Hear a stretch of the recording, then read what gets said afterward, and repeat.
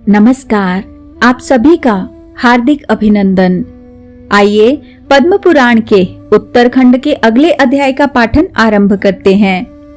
श्री राम का जातकर्म, नामकरण, भरत आदि का जन्म, सीता की उत्पत्ति, विश्वामित्र की यज्ञ रक्षा तथा राम आदि का विवाह।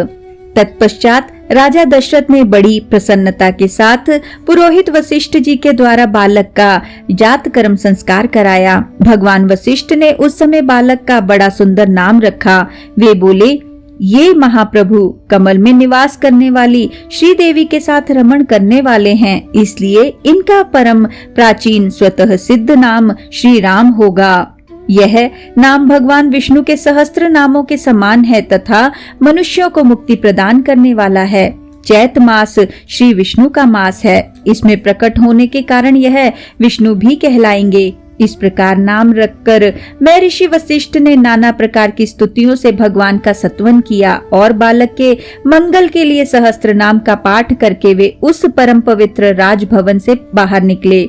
राजा दशरथ ने श्रेष्ठ ब्राह्मणों को प्रसन्नता पूर्वक बहुत धन दिया तथा धर्म पूर्वक 10,000 गौएं दान की। इतना ही नहीं, उन रघुकुल श्रेष्ठ राजा ने श्री विष्णु की प्रसन्नता के लिए 1,00,000 गांव दान किए और दिव्य वस्त्र, दिव्य आभूषण तथा असंख्य धन देकर ब्राह्मणों को तृप्त किया। महारानी कौसल्या ने जब अपने पुत्र श्री राम की ओर दृष्टिपात किया तो उनके श्री चरणों और कर कमलों में शंख, चक्र, गदा, पद्म, ध्वजा और वज्र आदि चिन्ह दिखाई दिए। वक्षस्थल में श्रीवत्स का चिन्ह, कौस्तुभ मणि और वनमाला सुशोभित थी। उनके श्री अंग में देवता, असुर और मनुष्यों सहित संपूर्ण जगत दृष्टिगोचर हुआ। मुस्कुराते हुए मुख के भीतर 14 भुवन दिखाई देते थे। उनके निश्वास में इतिहास सहित संपूर्ण वेद, जांघों में द्वीप, समुद्र और पर्वत, नाभि में ब्रह्मा तथा महादेव जी, कानों में संपूर्ण दिशाएं, नेत्रों में अग्नि और सूर्य तथा नासिका में महान वेगशाली वायुदेव विराजमान थे। पार्वती संपूर्ण उपनिषदों के तात्पर्यभूत भगवान को देखकर रानी कौसल्या भयभीत हो गई और बारंबार प्रणाम करके नेत्रों से आनंद के आंसू बहाती हुई हाथ जोड़कर बोली, देव देवेश्वर प्रभु, आपको पुत्र रूप में पाकर मैं धन्य हो गई। जगन्नाथ, अब मुझ पर प्रसन्न होइए और मेरे भीतर पुत्र स्नेह को जागृत कीजिए। माता के ऐसा कहने पर सर्वव्यापक श्री हरि माया से मानव भाव तथा शिशु भाव को प्राप्त होकर रुदन करने लगे। फिर तो देवी कौसल्या ने आनंद मग्न होकर उत्तम लक्षणों वाले अपने पुत्र को छाती से लगा लिया और उनके मुख में स्तन डाल दिया। संसार का भरण पोषण करने वाले सनातन देवता महाप्रभु श्री हरि बालक रूप से माता की गोद में लेटकर उनका स्तनपान करने लगे। वह दिन बड़ा ही सुंदर, रमणीय और मनुष्यों की समस्त कामनाओं को पूर्ण करने वाला था। नगर और प्रांत के सब मनुष्यों ने बड़ी प्रसन्नता के साथ उस दिन भगवान का जन्मोत्सव मनाया। तदनंतर कैकेयी के गर्भ से भरत का जन्म हुआ। वे 5 जन्य शंख के अंश से प्रकट हुए थे। इसके बाद महाभागा सुमित्रा ने उत्तम लक्षणों वाले लक्ष्मण को तथा देव शत्रुओं को संताप देने वाले शत्रुघ्न को जन्म दिया। शत्रु पक्ष के वीरों का संहार करने वाले श्री लक्ष्मण भगवान अनंत के अंश से और अमित पराक्रमी शत्रुघ्न सुदर्शन के अंश से प्रकट हुए थे। वैवस्वत मनु के वंश में जन्म लेने वाले वे सभी बालक क्रमशः बड़े हुए। फिर महातेजस्वी महर्षि वशिष्ठ ने सबका विधि पूर्वक संस्कार किया। तदनंतर सबने वेद शास्त्रों का अध्ययन किया। संपूर्ण शास्त्रों के तत्वज्ञ होकर वे धनुर्वेद के भी प्रतिष्ठित विद्वान हुए। श्री राम आदि चारों भाई बड़े ही उदार और लोगों का हर्ष बढ़ाने वाले थे। उनमें श्री राम और लक्ष्मण की जोड़ी एक साथ रहती थी और भरत तथा शत्रुघ्न की जोड़ी एक साथ। भगवान के अवतार लेने के पश्चात जगदीश्वरी भगवती लक्ष्मी राजा जनक के भवन में अवतीर्ण हुई। जिस समय राजा जनक किसी शुभ क्षेत्र में यज्ञ के लिए हल से भूमि जोत रहे थे, उसी समय सीता हल के अग्रभाग से एक सुंदरी कन्या प्रकट हुई जो साक्षात लक्ष्मी ही थी।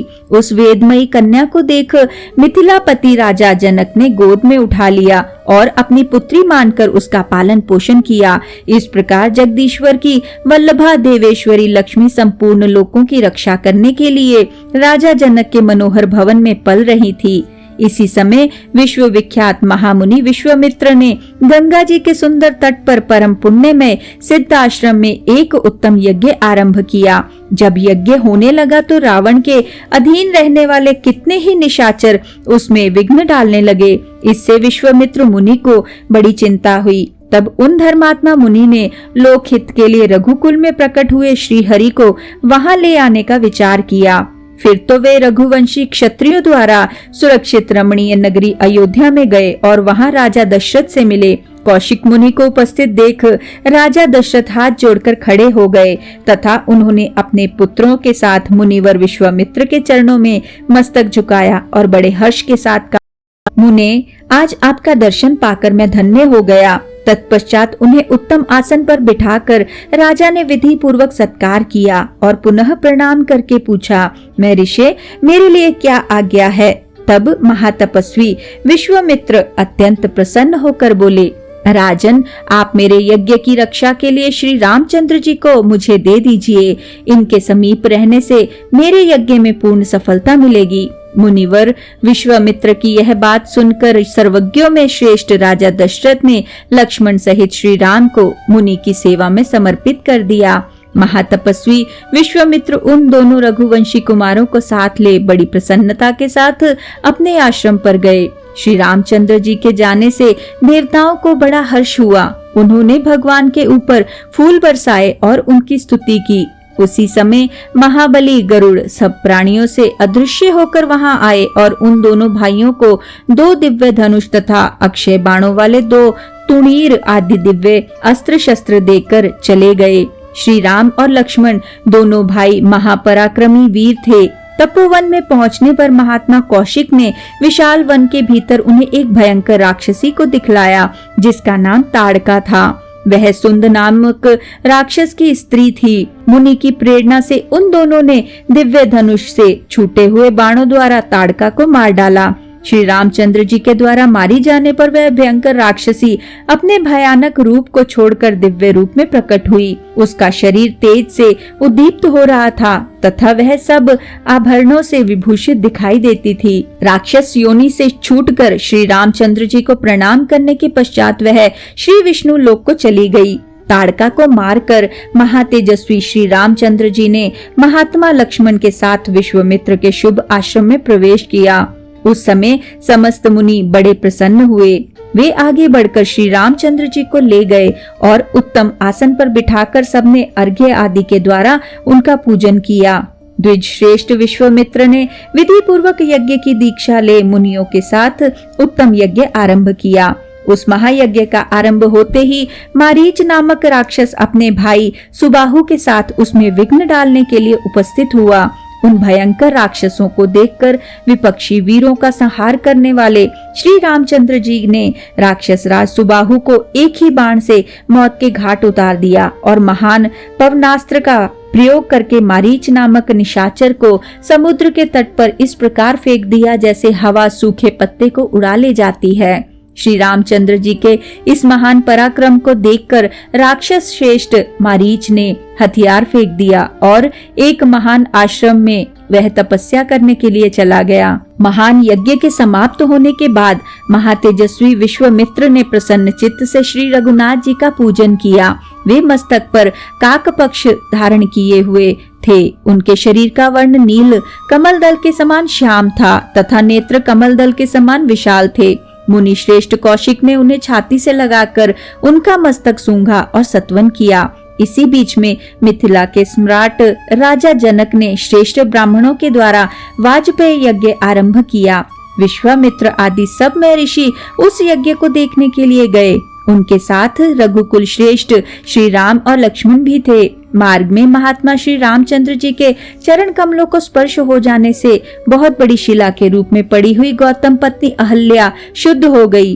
पूर्व काल में वह अपने स्वामी गौतम के शाप से पत्थर हो गई थी, किंतु श्री रघुनाथ जी के चरणों का स्पर्श होने से शुद्ध हो वह शुभ गति को प्राप्त हुई। तदनंतर दोनों रघुकुमारों के साथ मिथिला नगरी में पहुंचकर सभी मुनिवरों का मन प्रसन्न हो गया।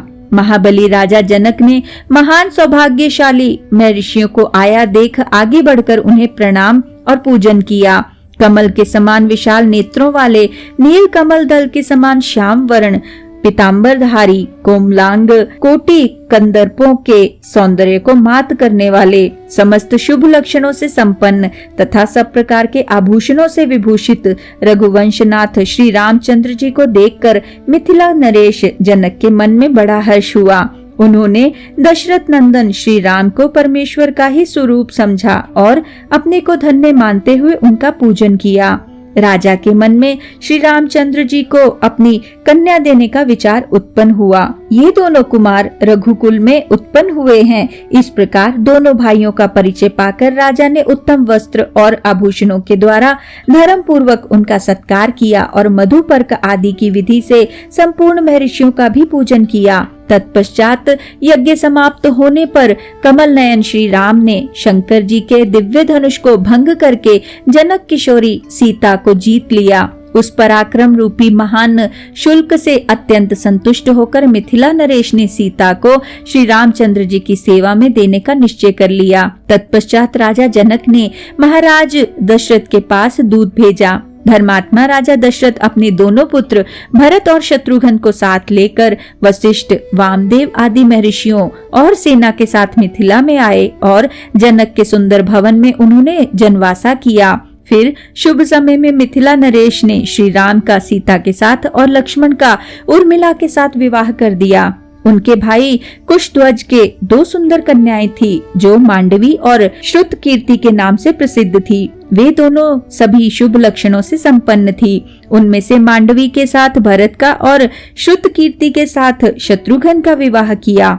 इस प्रकार वैवाहिक उत्सव समाप्त होने पर महाबली राजा दशरथ मिथिला नरेश से पूजित हो दहेज का सामान ले पुत्रों, पुत्रवधुओं, सेवकों, अश्वगज आदि सैनिकों तथा नगर और प्रांत के लोगों के साथ अयोध्या को प्रस्थित हुए। मार्ग में महापराक्रमी तथा परम प्रतापी परशुराम जी मिले, जो हाथ में फरसा लेकर क्रोध में भरे हुए सिंह की भांति खड़े थे। वे क्षत्रियों के लिए काल रूप थे और श्री रामचंद्र जी के पास युद्ध की इच्छा से आ रहे थे। रघुनाथ जी को सामने पाकर परशुराम जी ने इस प्रकार कहा, महाबाहु श्री राम, मेरी बात सुनो। मैं युद्ध में बहुत से महापराक्रमी राजाओं का वध करके ब्राह्मणों को भूमि दान दे तपस्या करने के लिए चला गया था, किंतु तुम्हारे वीर्य और बल की ख्याति सुनकर यहाँ तुमसे युद्ध करने के लिए आया हूँ। यद्यपि इक्ष्वाकु वंश के वे क्षत्रिय जो मेरे नाना के कुल में उत्पन्न हुए हैं मेरे वध्य नहीं हैं, तथापि किसी भी क्षत्रिय का बल और पराक्रम सुनकर मेरे लिए उसका सहन करना असंभव है। इसलिए उदार रघुवंशी वीर, तुम मुझे युद्ध का अवसर दो। सुना है तुमने शंकर जी के दुर्धर्ष धनुष को तोड़ डाला है। यह वैष्णव धनुष भी उसी के समान शत्रुओं का संहार करने वाला है।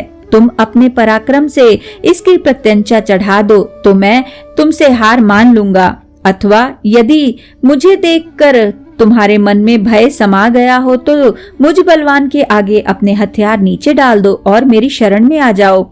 परशुराम जी के ऐसा कहने पर परम प्रतापी श्री रामचंद्र जी ने वह धनुष ले लिया, साथ ही उनसे अपनी वैष्णवी शक्ति को भी खींच लिया। शक्ति से वियोग होते ही पराक्रमी परशुराम कर्म भ्रष्ट ब्राह्मण की भांति वीर्य और तेज से हीन हो गए। उन्हें तेजोहीन देखकर समस्त क्षत्रिय साधु साधु कहते हुए बारंबार श्री रामचंद्र जी की सराहना करने लगे। रघुनाथ जी ने उस महान धनुष को हाथ में लेकर अनायास ही उसकी प्रत्यंचा चढ़ा दी और बाण का संधान करके विस्मय में पड़े हुए परशुराम जी से पूछा, ब्राह्मण, इस श्रेष्ठ बाण से आपका कौन सा कार्य करूं? आपके द्वारा लोगों का नाश कर दूं या आपके पुण्य द्वारा उपार्जित स्वर्गलोक का ही अंत कर डालूं? उस भयंकर बाण को देखकर परशुराम जी को यह मालूम हो गया कि ये साक्षात परमात्मा है।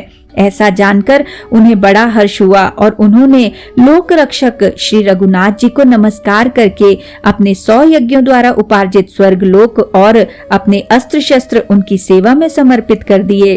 तब महातेजस्वी रघुनाथ जी ने महामुनि परशुराम जी को प्रणाम किया और पाद्य, अर्घ्य और आचमनीय आदि के द्वारा उनकी विधि पूर्वक पूजा की। श्री रामचंद्र जी के द्वारा पूजित होकर महातपस्वी परशुराम जी भगवान नर नारायण के रमणीय आश्रम में तपस्या करने के लिए चले गए। तत्पश्चात महाराज दशरथ ने पुत्रों और बहुओं के साथ उत्तम मुहूर्त में अपनी पूरी अयोध्या के भीतर प्रवेश किया। श्री राम, लक्ष्मण, भरत तथा शत्रुघ्न चारों भाई अपनी अपनी पत्नी के साथ प्रसन्न चित्त होकर रहने लगे। धर्मात्मा श्री रघुनाथ जी ने सीता के साथ 12 वर्षों तक विहार किया। इसी के साथ आज के इस सुंदर पाठन को हम यहीं पे विराम देते हैं और अगले अध्याय के पाठन के लिए हमारे साथ फिर से जुड़िएगा। आइए विष्णु जी के इस सुंदर मंत्र से आज के पाठन का समापन करते हैं। ओम नमो भगवते वासुदेवाय। ओम नमो भगवते वासुदेवाय। ओम नमो भगवते वासुदेवाय। ओम नमो भगवते वासुदेवाय। ओम नमो भगवते वासुदेवाय। ओम नमो भगवते वासुदेवाय। ओम नमो भगवते वासुदेवाय। धन्यवाद।